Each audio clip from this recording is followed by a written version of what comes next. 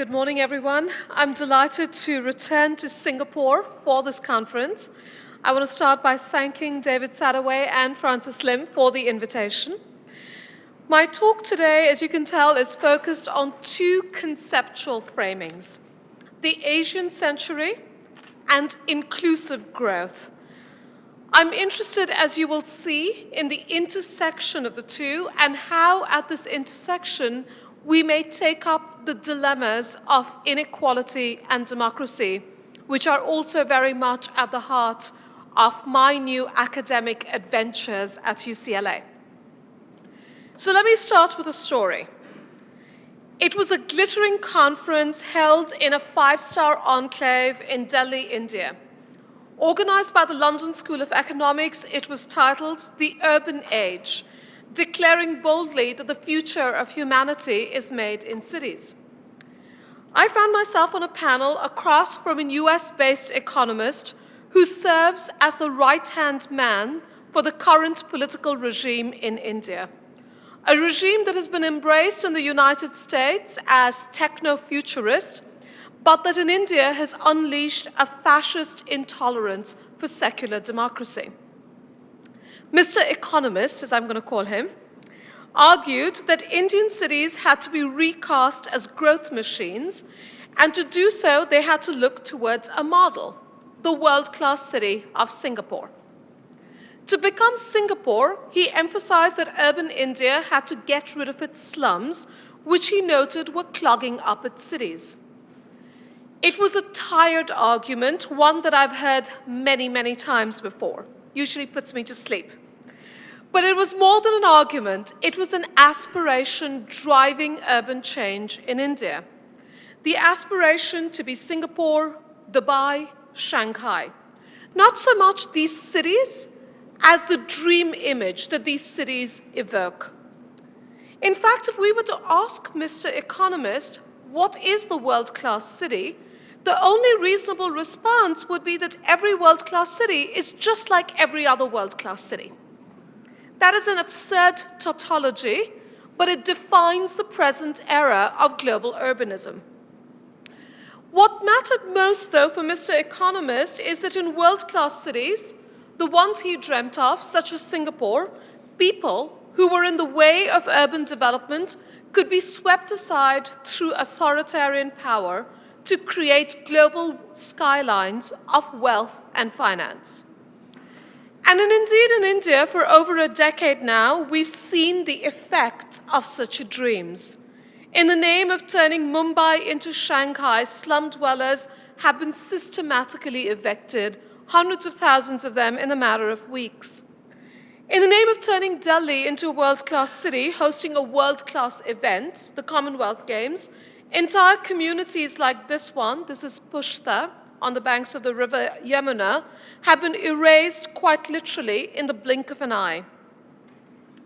This, Mr. Economist argued at that glittering panel in Delhi, was the path to development. And he dared to say what many thought in India but did not often voice publicly. He said, some people will have to bear the pain. There will be human costs. Mr. Economist's yearning for the world-class city obscures many issues. I raised two that afternoon, specifically in relation to his reference to Singapore. First, the wealth of cities and societies depends on the labor of those who are constantly banished and expelled from these very cities and societies. Second, even with the exercise of police power, not just authoritarian power, but police power, such inequality is difficult to sustain.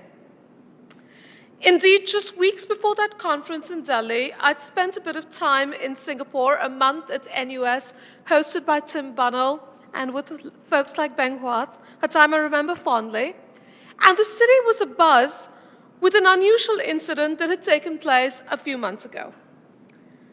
On a Sunday evening in December 2013, in the Little India district of Singapore, a foreign worker from Tamil Nadu, India, was crushed under the wheels of a municipal bus. His death triggered what came to be known as a riot, with the police unable to quell the outrage of South Asian workers gathered in the area. The incident was described in the Singapore media as, I quote, only the second riot in more than 40 years in fairly tranquil Singapore. It seemed to be a significant disruption in Singapore's carefully calibrated systems of inter-Asian labor management and containment. The foreign workers thus made visible are precisely those bodies that do not enter into the count of economic prosperity vaunted by Mr. Economist. His Singapore model of growth cannot bear such costs. But nor can the Singapore model of growth fully contain these necessary but unwanted bodies. These necessary but unwanted bodies. Police power and urban quarantine are never sufficient. They're always incomplete, always exceeded. Now, I read the aspirations and desires voiced by Mr. Economist at that panel in Delhi as an example of the Asian century, of the striving for Asian models of economic growth. Such imaginations are undergirded by quite simplistic dualisms, such as the contrast between the slum-ridden Indian megacity and the slum-free cities of Singapore, Dubai, and Shanghai. But in the rest of my talk today, I'm going to focus on a different imagination, one that is also part of the Asian century, but that seeks to implement what is increasingly called across the continent inclusive growth. And I'm interested in what that moment of inclusive growth might mean in terms of the efforts to govern the city, and particularly to govern rather than eradicate the slum. As I do so, let me note that I deliberately use the term slum, for while it is a poor shorthand for the complexity and heterogeneity of urban habitation and tenure arrangements, for dense and variegated economies of work and livelihood, it nevertheless, in the ways in which I use it in today's talk, it delineates an object of administration and a horizon of collective action. I argue that governing the slum presents some interesting dilemmas which cannot be interpreted solely through the dominant conceptual frameworks of neoliberalization or the right to the city. Instead, I'm interested in examining a formation that in the Global South, especially in the context of the Asian century, is being called inclusive growth. And I do not present it so much as a contrast to the aspirations and dreams of Mr. Economist, that crude neoliberalization that goes hand in hand with police power, but I want to think about the relationality between the two.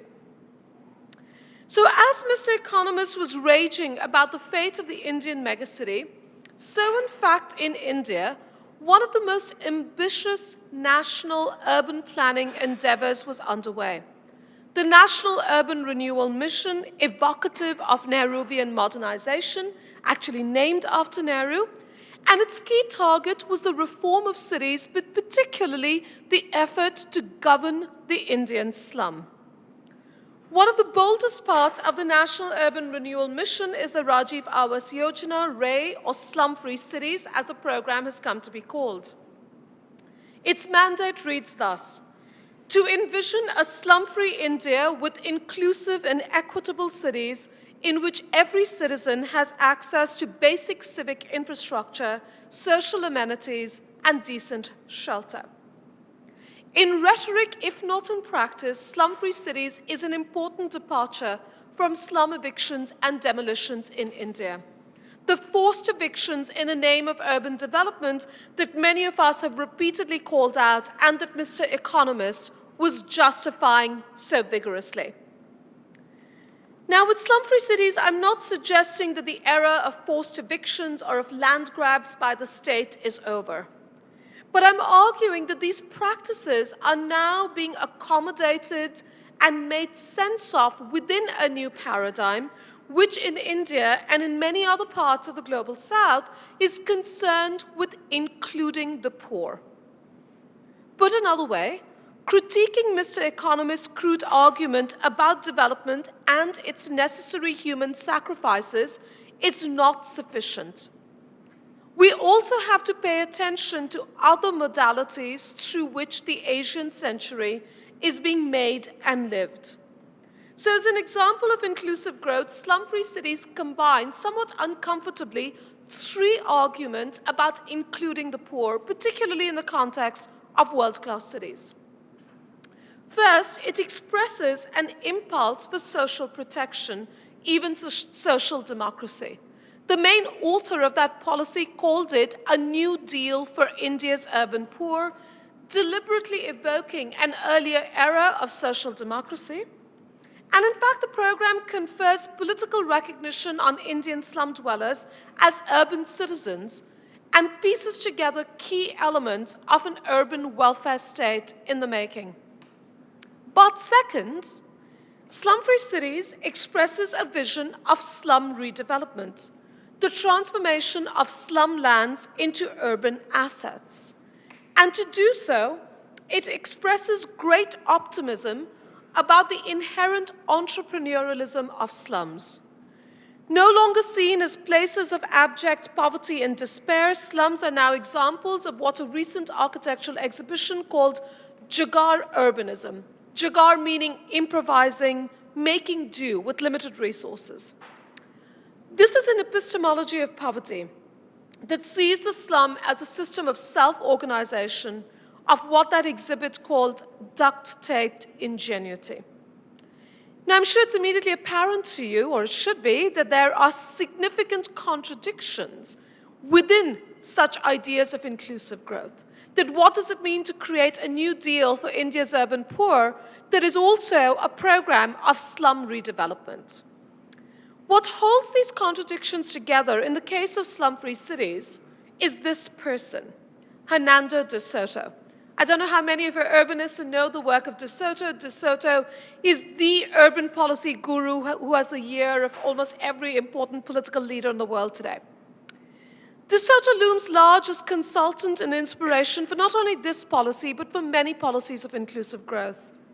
His idea is that the urban poor are not really poor. They are, in fact, heroic entrepreneurs whose dead capital of slum lands can be converted into liquid capital. So in announcing the Slum-Free Cities program, India's then Minister of Housing and Urban Poverty Alleviation, in a talk titled Inclusive Paradigms for Inclusive Growth, said the following. Mr. De Soto's work suggests that the poor do have the tools to bring themselves out of poverty, but they simply lack the capability which can be given to them by according them property rights. So security of tenure, check. Slum redevelopment, check. Entrepreneurialism, check. If only we could govern our cities according to Hernando de Soto, but we can't. I'm going to return to those questions of property and personhood in a minute. But I also want to first situate the question of inclusive growth in a broader context, especially in the broader context of the Asian century. I've been arguing in my recent work that in the 21st century, geographies of development are being rapidly rearranged. From economic ascendance in India and China to new transactions of aid and development across the global south, to the rise of the BRICS as a hegemonic formation, a reshuffling of the Bretton Woods global order is underway. Such processes remind us that if we are to talk about a global south, we must do so not as a geographical location, but rather as a project with distinctive aspirations. And Singapore is an especially important node in this project. It is a project with aspirations about economic growth, governance, and development. This project has a long history, as has been sketched by Vijay Prashad in his book, The Poorer Nations. In particular, Prashad draws our attention to the South Commission of the late 1980s, which he sees at once as a rejoinder to North Atlantic structural adjustment and as an example of what Prashad calls neoliberalism with Southern characteristics. Manmohan Singh, later to become Prime Minister of India, was Secretary General of the South Commission. And he defined its mission thus: that new locomotive forces have to be found within the South itself. And one can say that that has happened. But it is also in the large middle-income countries of the Global South that poverty is now concentrated. What Andy Sumner and Ravi Kanpur in their ongoing work have called a new geography of global poverty. So think India, not Haiti. And so it is in the BRICS that the task of alleviating poverty has to be reconciled with the task of economic growth. And that is the mandate of inclusive growth. In my work, instead of trying to figure out whether inclusive growth is neoliberalism in some guise or the other, I'm interested in a related and yet different question. How does liberal government practice social assistance and social protection? And I've been arguing, along with several of my colleagues, that this question takes on a new form in the Global South, where bold experiments with welfare and human development depart from the North Atlantic welfare state and the notions of personhood on which its entitlements rest. Instead of the gendered social contract of Western industrial capitalism, which pivots on what feminist theorists Nancy Fraser and Linda Gordon describe as the worker and his negatives, scholars of development are pointing to non-laborist models of welfare, those being forged in a world where, to quote Jim Ferguson's new book, both labor and forms of social membership based upon it are of diminishing value. Especially important, then, is the question of urban residence or urban citizenship. So what is the welfare state that is made and that is in the making when the pivot is not the worker and his negatives, but rather the waste picker, the shack dweller, the informal vendor, the rural landless, the footless migrant, the quarantined foreign worker? Let me suggest that there are at least two analytical provocations here. The first is to understand how inclusive growth seeks to govern seemingly surplus populations. For example, those surplus to systems of waged employment. The second is to understand that this requires new calculative practices of making the economies of the poor legible and even ready for monetization. In my previous work, I have described this as poverty capitalism. But here is an example from India. Central to inclusive growth is the state's project of unique identification, Aadhaar, spearheaded by Nandan Nilekani, a mogul of India's software industry. Nilekani has argued that inclusive growth is about giving identity. I quote, about giving every Indian an acknowledged existence and then letting them participate in the fruits of development. For Nilekani, the Aadhaar project marks a departure from previous state interventions in poverty. In an interview, he says, 30 years ago in India, we talked about roti, kapra, or makan, so providing food, clothing, and shelter to our population. In the last 10 years, we've talked about bijli, sadak, pani, infrastructure, so electricity, roads, water. In the next 10 years, it's going to be about bank accounts, mobile numbers, and Aadhaar. I'm especially interested, though, in how inclusive growth seeks to govern a very specific part of the population under this new paradigm, and that is the urban, specifically the urban poor, in the context of these global aspirations for world-class cities. So let me return to the dilemma of the slum, and specifically the propriety of property. I borrow this phrase from the writings of Asher Gertner. Now, in the case of slum-free cities, both security of tenure and slum redevelopment hinge, as I have already noted, on the conferral of property rights on slum dwellers, the granting of legal title, which is revolutionary in many ways. But it is not so easy to convert the dizzying complexity of the property and tenure arrangements that go by the shorthand slum into neat little parcels of cadastral property, and even bolder, to turn this cadastral property into globally legible real estate markets. It's easier to assemble the skyline you see behind me than it is to, in fact, govern slums in that way. But there's something more at stake in creating these property regimes, and this is why I've been studying this for a while. And here I want to return to the argument of Hernando de Soto, not because he is correct, but because he's so darn influential while being very, very wrong. For De Soto, titling matters. Titling the urban poor, granting private property rights matters because it is a process of representation. He says it's important, I quote, for the poor man to have his value represented on paper. But for De Soto, capital is not a relationship of production. It is rather a representational process. In other words, for him, the poor are not workers, but rather informal entrepreneurs who own assets, except that those assets have a defective representational form. So he writes, Marx would probably be shocked to find how in developing countries, much of the teeming mass does not consist of oppressed legal proletarians, but of oppressed extra-legal small entrepreneurs with a sizable amount of assets.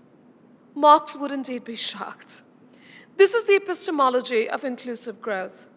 So put another way, I'm interested in how accumulation and even dispossession proceed not only through marginalization, but also through inclusive paradigms of development, by making sure that the poor man has his value represented on paper. But I'm also arguing in my most recent work, in the research that I've been doing for the last year or so, that we must see inclusive growth and indeed the urban as a terrain of claims making. One important aspect of inclusive growth and its efforts to govern the slum is that it activates the urban as a scale of administration and of political claims. And this is the piece that Mr. Economist, sitting on that panel at LSE's Urban Age conference, missed. He thought of the urban, of activating the urban, only as a way of exercising a particular kind of state power. What he missed was the ways in which urban citizens, in turn, press claims against and in relation to that state power. So let me demonstrate this by sharing with you a glimpse of the fieldwork I've been doing in India. And yes, I still believe in doing fieldwork. So last year, I spent a few months on the far edges of the Kolkata metropolitan region, studying the implementation of central government programs and policies, including slum-free cities. Some of these were newly minted municipalities, some were old ones, all in a zone that I call the rural-urban interface.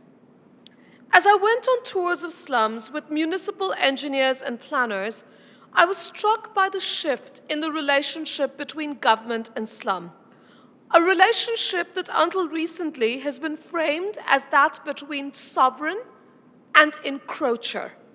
With inclusive growth, the relationship had been recast as state and beneficiary.